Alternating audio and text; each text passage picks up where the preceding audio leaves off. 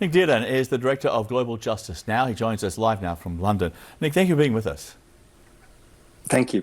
So in the lead up to announcing this big increase in the defence budget, the Prime Minister talked to Parliament and he talked about the need for courage. Here's part of it. We must find courage in our history, courage in who we are as a nation, because courage is what our own era now demands of us.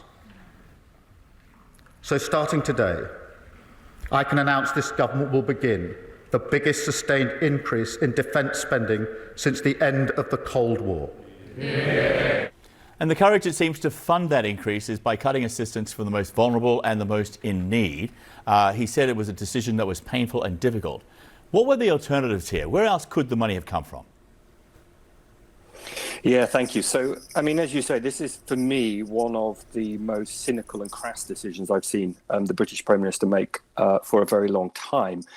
To increase defence spending is one thing, but when he talks about courage, the courage should come by funding that from a wealth tax, say, on the super rich. A tiny wealth tax on the super rich could have funded this increase in defence spending, instead of which he has decided to fund it off the backs of some of the poorest people on the planet, removing their access to healthcare, to education, to future prospects that are actually going to make the world more unsafe, that are going to undermine the root causes of conflict. And he's done that in order to appease a foreign leader, in order to appease President Trump, who he's on his way to see in DC. I find that absolutely extraordinary, and there's been an incredible furore about it in the last 12 hours since we heard this announcement.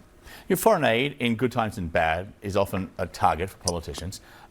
It's an easy target in many ways. So will British voters be okay with these cuts in return for the increase in defence spending? Is there a political danger here for the Prime Minister? I think it's a huge danger for him. I mean, first of all, remember, he was elected on a platform of increasing the international development budget. So he's broken an election promise here. He's done it without a vote in Parliament. He's done it without asking the British public. And I think there is a real demand in this country and around the world at the moment for change. It's an incredibly unequal world we live in. And instead of making those with the broadest shoulders, those who've done so well out of globalization over the last 30 years, pay for this, he's essentially letting them off scot-free. And he is making the world more unequal, and I don't think that people voted for that, and I don't think people are just going to accept that, and particularly not to appease, as I've said, a foreign leader, President Trump, who only days ago voted in the United Nations with Russia and North Korea. I mean, is this really the path to a safer and more secure world that the Prime Minister claims he wants? I don't think it is. He did make a promise that as soon as fiscal circumstance allowed, the cuts to foreign aid will be reversed. Is that likely, especially when you look at how this is playing out? The budget will be increased every year for who knows how long. A return to business as usual seems quite a ways off. It's incredibly unlikely. Incredibly unlikely. It was already unlikely that it was going to increase above the very low level that he'd already set it at. Remember, this is the lowest level of international development spending in a generation for the UK now, in a world which is increasingly crisis-ridden. Where we've got to deal with environmental catastrophes, we've got to deal with the causes of conflict and the after effects of conflict. We've got to deal with increasing poverty, both in this country and around the world.